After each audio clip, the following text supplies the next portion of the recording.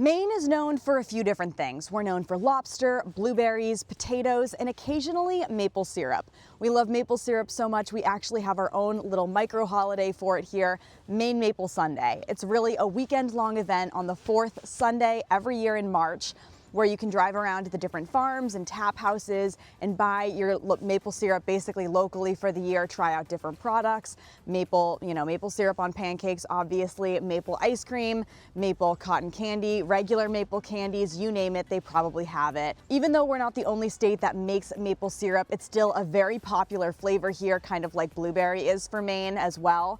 If you go into really any coffee shop or bakery, chances are they also have a maple flavored donut or, maple coffee, etc. I love maple syrup so much I actually used it as running fuel for my marathon, so we're pretty into it. And in honor of Maple Syrup Sunday this year, we're gonna show you kind of what it looks like on a very small scale, what you could do to kind of tap your own sugar maples at your house and make your own maple syrup, kind of on a very small scale, what that process looks like. So let's get into it. By the way, my name's Margaret. My dad, Michael, and I make videos to educate you about living in the southern Maine area. If you have any questions, feel free to reach out. All of our information is down below, and feel free to check out our free downloadable resources for you to use as well. Okay, so I'm gonna show you guys two different examples of how you could tap your trees here. So let's get a little bit closer.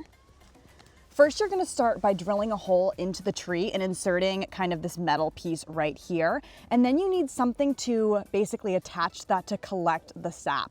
Now, granted, you can do this with a variety of different kinds of maple trees. It won't really be the same. You really should be doing this with sugar maples, but to each their own. You could try it out.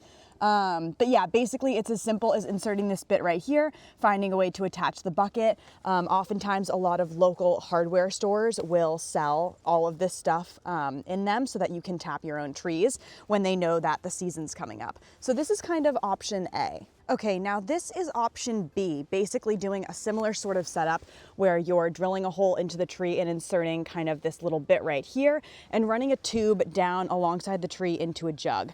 This is helpful in the event that there's a little bit of wind. You don't have to worry about the bucket flying off the tree. There are ways to fasten it, obviously, but if you're doing this at home, this is also another really easy solution. And it also prevents water from getting in versus the bucket, is kind of open in the air, and it does rain a lot this time of year. So this method can be pretty helpful as well. So we're really at the end of our season right now for this. When Maple Syrup Sunday comes, that really is the end of the season as far as the sap into the trees running. So we're really getting the last of what we can right now. Now, this is our setup that we're gonna be using later today. What is this? This is a contraption that my husband made out of basically a filing cabinet. I think it was a filing cabinet. And this is how he saw this on YouTube, first of all. We did not come up with this idea.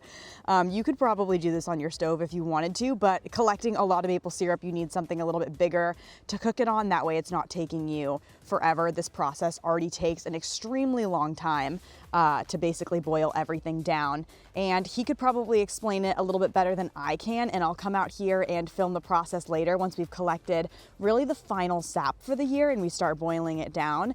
And probably by like 9-10 o'clock tonight, we'll have our final product. So again, the process takes a really long time, and we're gonna collect the rest of our product this morning, the rest of the sap for the year. We already made a fair amount earlier, really a few weeks ago now, but we're gonna collect the rest of what we can today, boil it down for you and show you what that looks like. Again, if you were doing this on an even smaller scale or you only had like 1 or 2 trees tapped, you could boil this down on your stove, but keep in mind it takes gallons of sap to produce a very small amount of maple syrup. So you would need a really big pot if you were doing it on your stove, and it's gonna take you a really long time.